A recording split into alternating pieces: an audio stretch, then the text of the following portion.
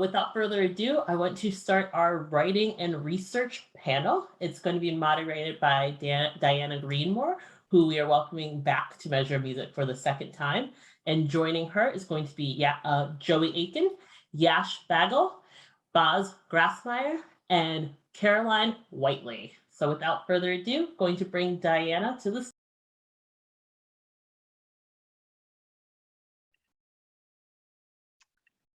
Hello, everyone.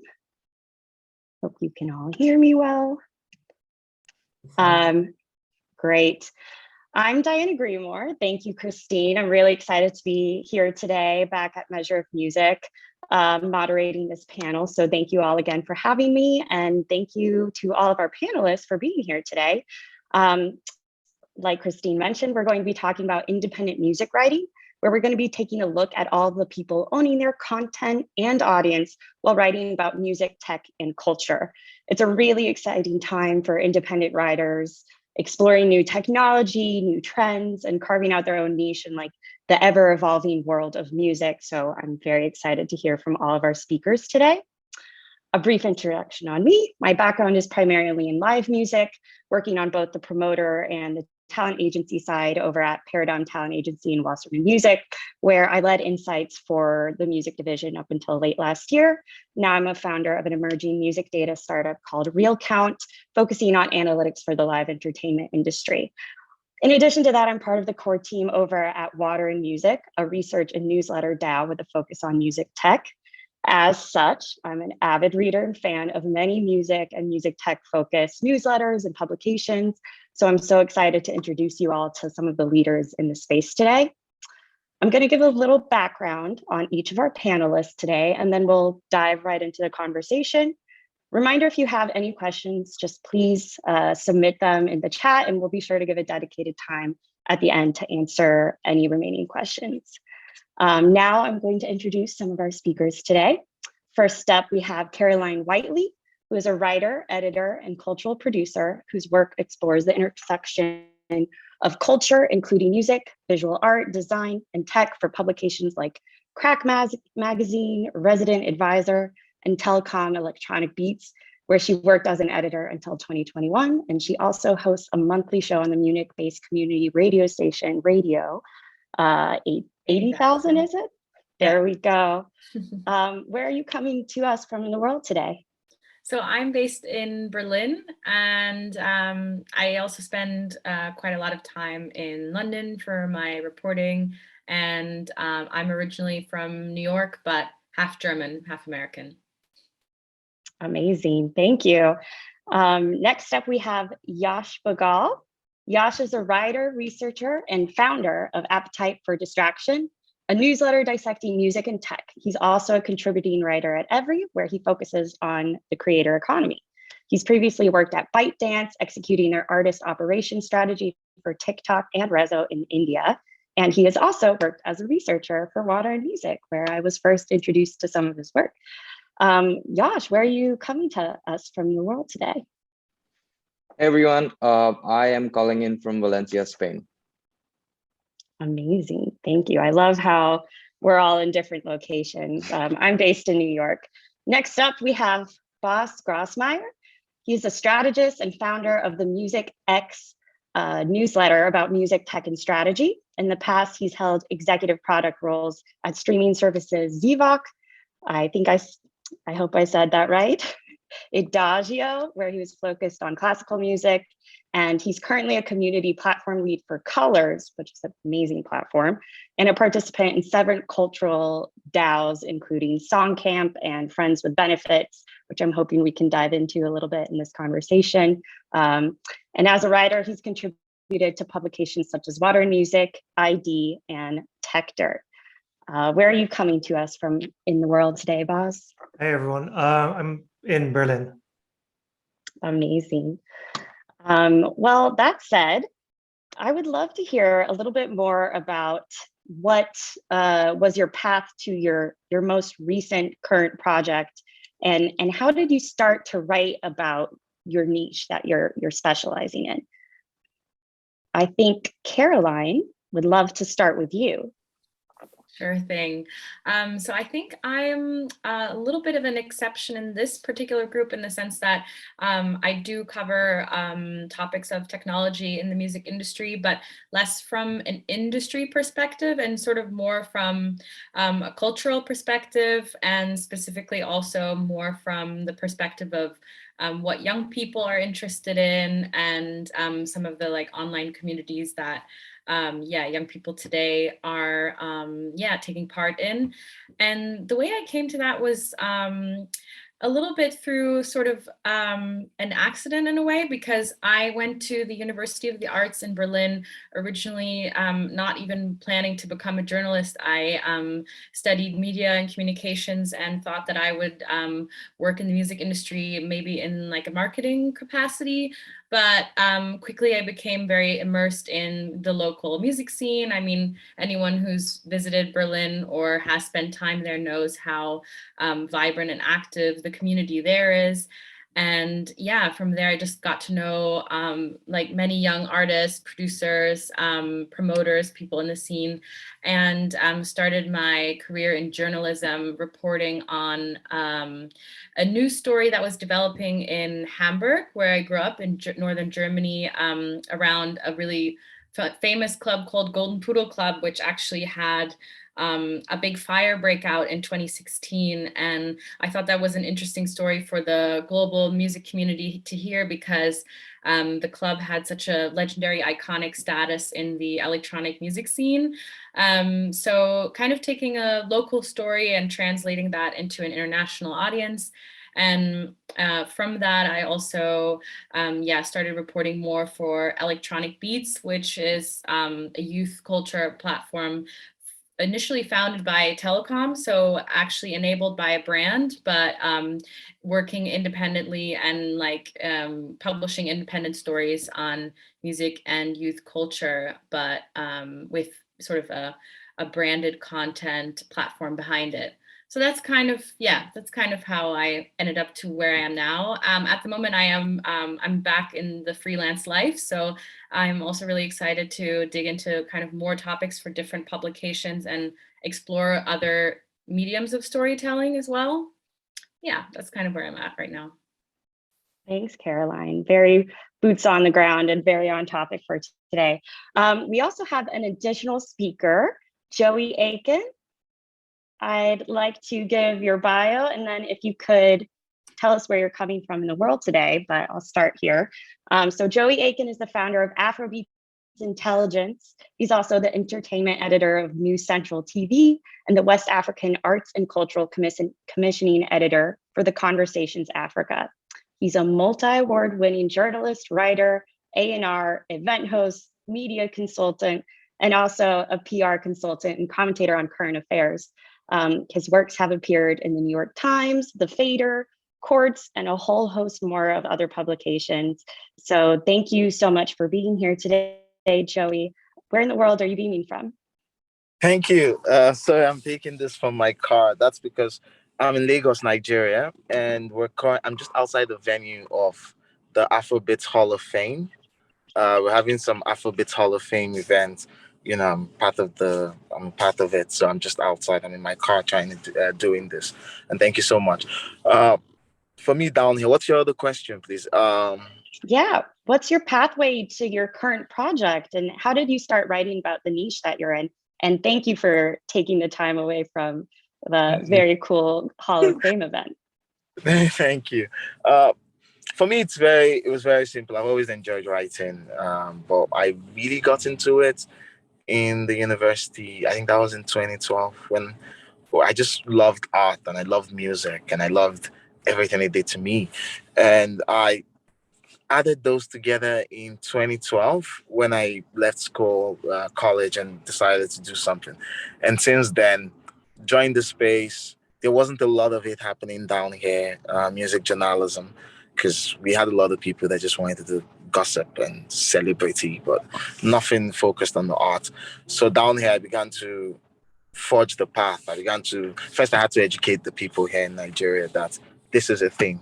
So in every office I walk to, I'm saying, hey, you got to create a role for for a music journalist, because that's what I do.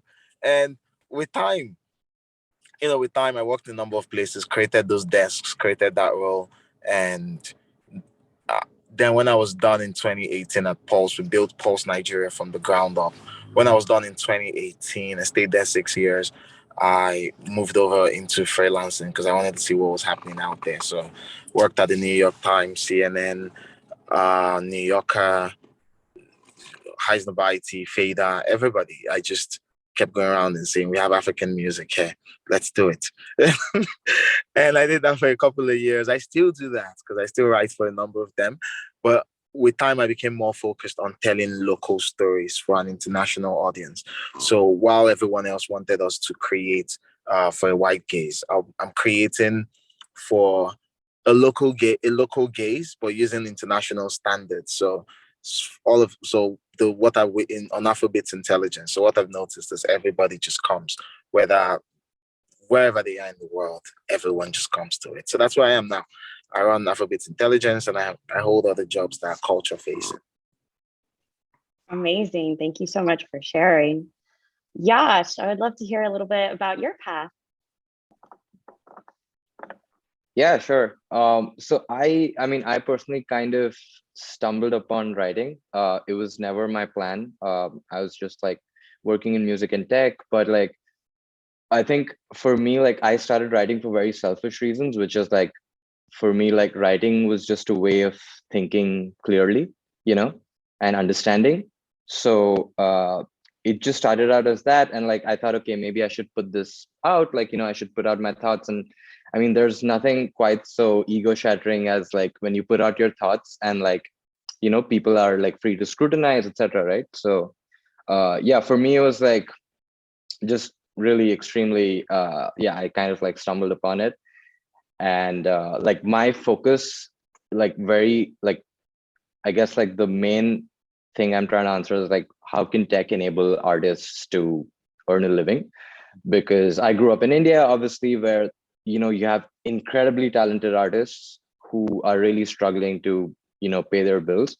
And I was really disillusioned by that. And I think, yeah, so like growing up there, like having that kind of background to just inform my writing. And like every time I'm writing about any emerging tech, it's always, and like often like many people who read my work like say it feels like a diary entry. Like I write with a very like personal voice, and yeah, it's mostly trying to figure out like, hey, how can this new, like, away from like VC jargon, away from buzzwords, like how can this tech help artists make a living? That's that's about it. Like I just try to figure that out.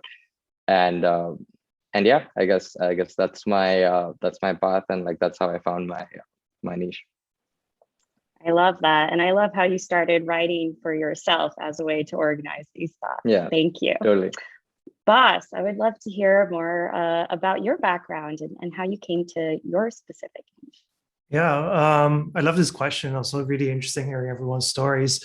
For me, I don't know, once upon a time I was writing my kind of graduation thesis about essentially how artists can leverage the internet to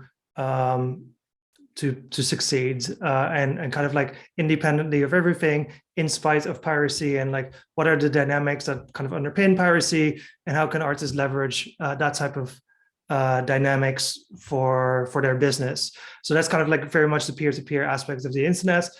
I like how it's kind of finally coming full circle in Web3, but maybe we'll get to that later.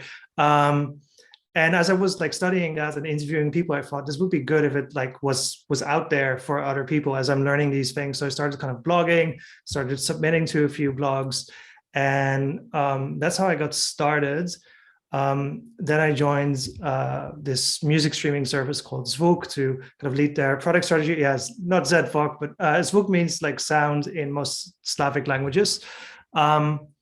And worked there for a few years, got too busy to write. And then once I stopped there and kind of started figuring out what I want to do next, I always really liked writing because it creates a lot of opportunities. I think I approach writing a little bit differently from some of the other people on the panel.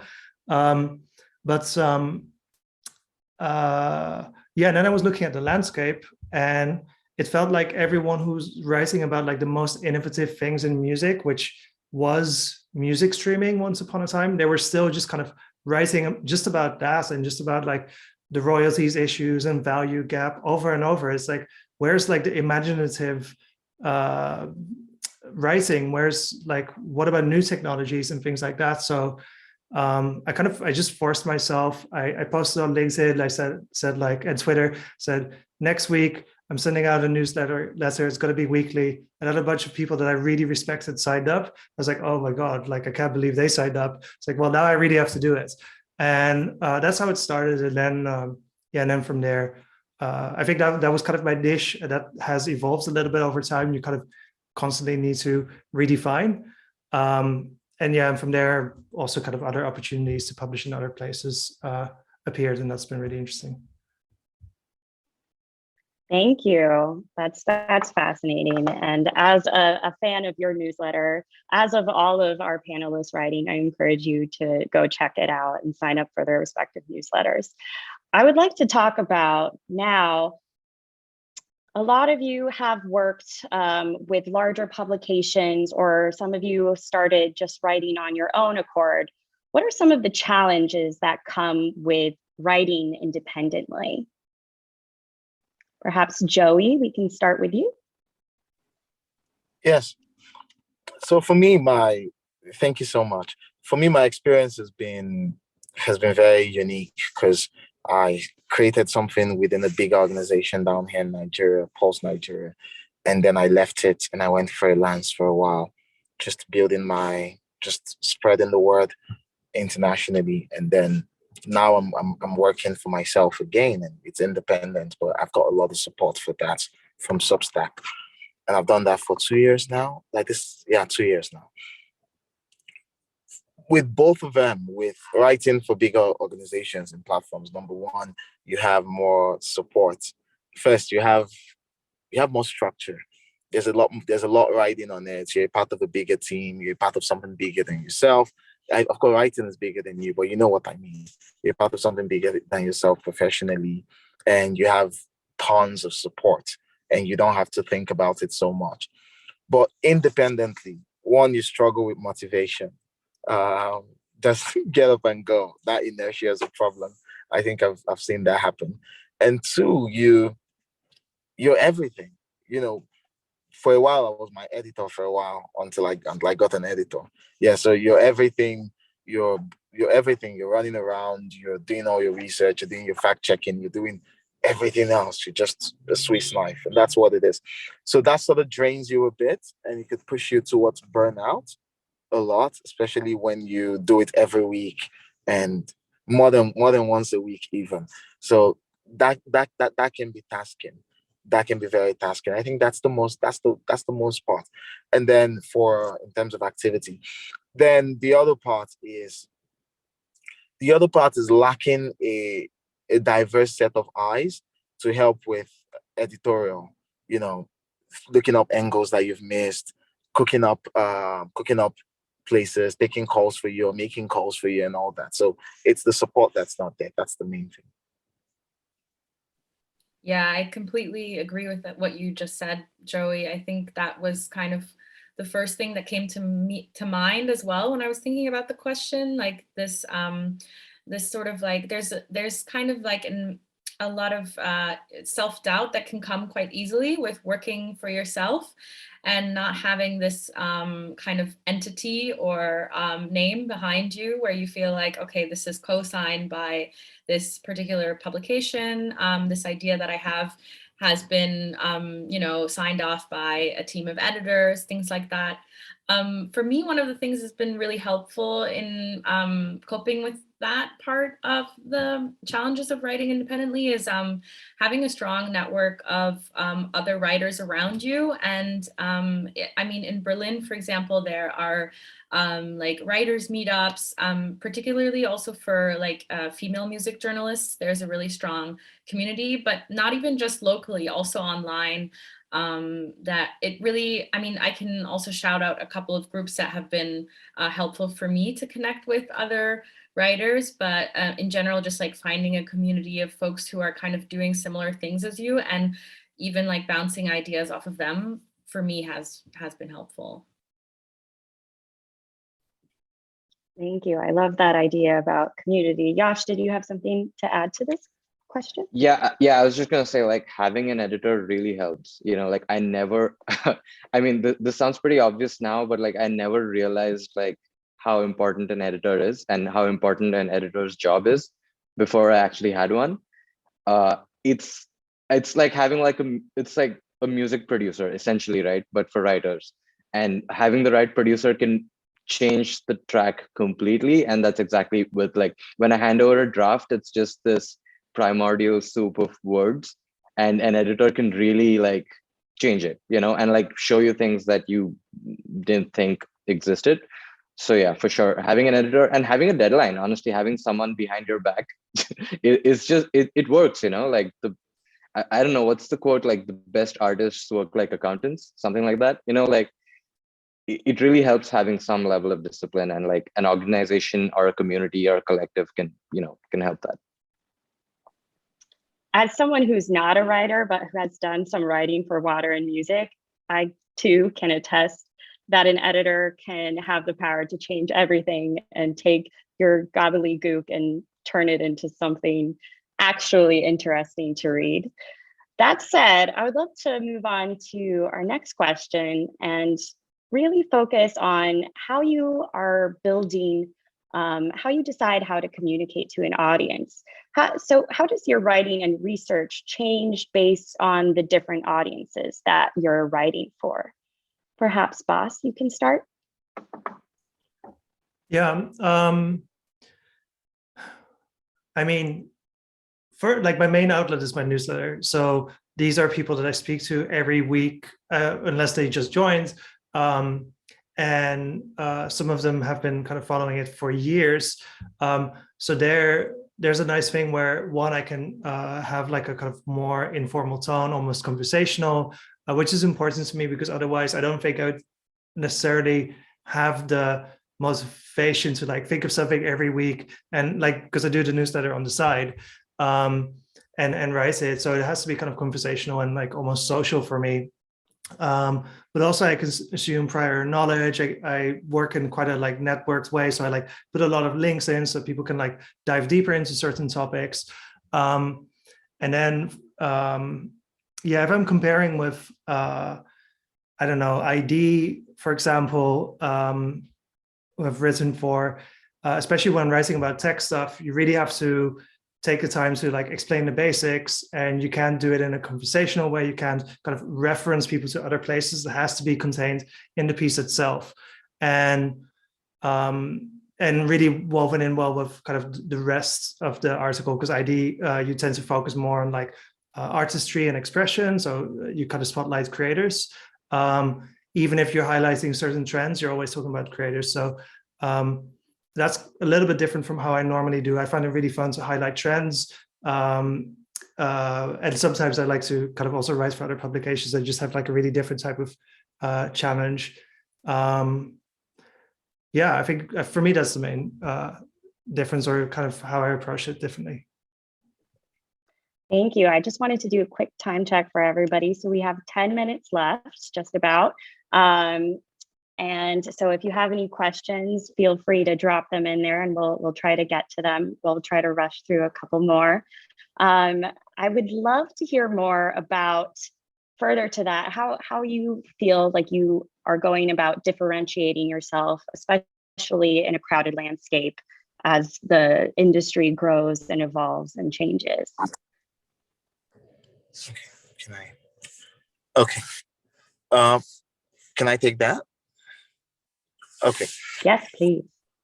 For me, it's interesting because, one, how to communicate is very encoded into how I differentiate myself, because it's writing, And previously, I used to be when I was writing for a number of publications, like locally before, I used to be very combatant, I always found the holes. And so I always found the holes. I used to do a lot of investigations. So I was very synonymous with the guy who brings a lot of heat to every situation, a lot. So that was how I built my bones locally down here. So they're like, "Ha, you do anything bad in the industry, Joey would be right by the corner with his pen, taking notes. So I knew where all the bodies were buried, all of that in my industry. And so built me a lot of clout with that. And then the older I got and the more I began to understand what people wanted in Nigeria here, the music industry is so cloaked in, it's not, the news isn't that developed here. A lot of people don't understand my industry. A lot of people just see artistry and its expression and they don't know what's behind it. So differentiating myself has been leaving heat behind and focusing on light. And I'm throwing light between I'm throwing light on the intersection between artistry and the humanity that backs it. So Nigerians, Africans, my audience is basically primarily Africans. We love people too much. We love what they're doing, but we love the people too much. And so focusing on how them as individuals, how their individuality influences whatever they're making, their jobs and all of that. So that's my angle for me. And that's been, and it also does help that I have a lot of access within my space. So let's say the Nigerian equivalent of Justin Bieber, I can get on a phone call with them immediately in case anything happens. And so it's easier for me to lean very heavily on all of this network and just go hard. So I'm the person that has the most worthwhile and the most holistic angle to the music down here. And that's why I'm different. I think that leads really well into our next question. I'd like to talk about how globalization of music journalism and writing about these things, how has that changed the way that you are thinking and researching and writing about these topics? I can maybe talk a little bit about that. Yeah, I think that because I mostly write about electronic music, and that's a really global genre. So I resonate strongly with that. That's definitely really huge. I think one part that I've really noticed in recent years is obviously a lot of electronic music publications are still struggling quite a lot when it comes to like covering a really diverse range of artists from around the globe. And especially because a lot of artists are based in big music industry hubs like London or Berlin or New York, there's sort of inherent bias that comes along with what type of artists get coverage. I mean, you see it, for example, in like the roundup of like the best albums of the year. I saw a lot of discussions on Twitter about how there weren't enough, there wasn't enough representation of South American artists or artists from, like, for example, Eastern Europe, or Joy, I'm sure you can also agree with this, like artists from Africa and the African diasporas in Europe.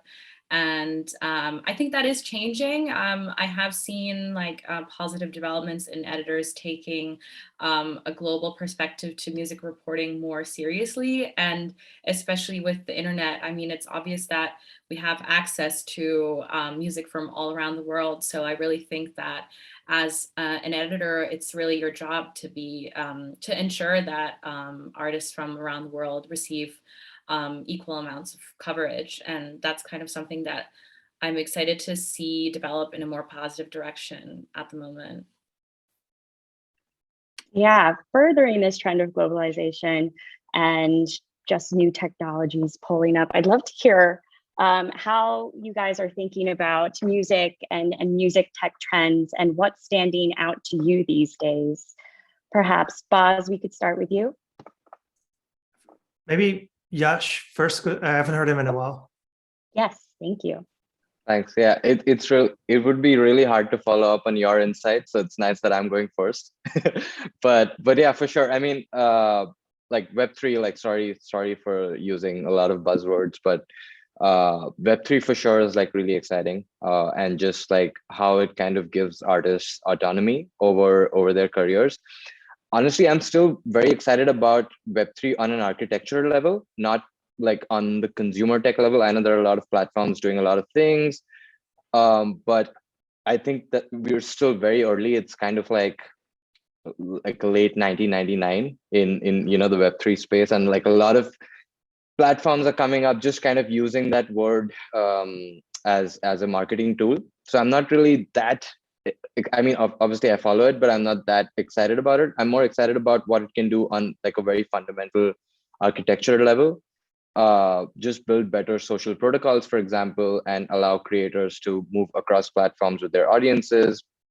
Yeah, so I would say like for sure Web3 is like something that excites me. Bas can like obviously deep dive on that, but yeah, I'm gonna leave it at that. Well, we're gonna have to be a short dive. We have about 1 minute left, but I would Cool. love to hear, Boss, your thoughts. Yeah, I mean, how I approach Web3, because I've been talking and writing about like blockchain since, I don't know, 2016 or 17 in the context of like music industry. But now Web3, I think suddenly communities can find a lot of purpose with this kind of like shared bank account dynamic of having like a community treasury and then working together. So for me, kind of the things that I find fascinating to watch and also participate in is how communities like Songcamp or Friends with Benefits are kind of like organizing themselves to create things and bring things out into the world and to raise funds for that, and kind of collective or co-creation. I think it's really exciting to see this happening. It's also kind of about time, and maybe it's nice to see music getting like a communal context rather than having to be necessarily to go to the charts and hit like really big streaming numbers. Thank you so much. I'm curious if we have if you have 2 words of advice to give to people who are interested in exploring this space, what would they be? Fire rapid round. Just do it. Yeah, just start writing. Yeah. Love it. Yes. Also, build like treat people like people, because in the end, that's all you have, people to help with it. Super key advice. Thank you guys so much for being here today. Thank you again to Measure of Music. Please stick around. We have an amazing, there are amazing more speakers coming up. Thank you guys so much for being on the panel today. Thank you for having us. Thank you. Thank you so much.